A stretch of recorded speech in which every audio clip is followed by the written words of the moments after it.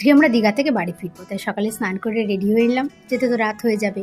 আর আমি বলছিলাম না, কালকে কয়েকটা জিনিস কিনেছি, তার মধ্যে এই মহাদেবের আমি একটা ছোট্ট মূর্তি কিনেছি, যেটা আমার খুব ভালো লেগেছে। ওখান থেকে চলে গেলাম আমরা মোহনায়। ওখানে গিয়ে আমরা ঘোড়ার পিঠে উঠেছিলাম। আমার হাজব্যান্ড এত ভীতু, জানেন না, ওর জ্বালায় আমি নিজেও কোনো রাইড আমি চাপতে পারি না, নিজে তো চাপবেই না।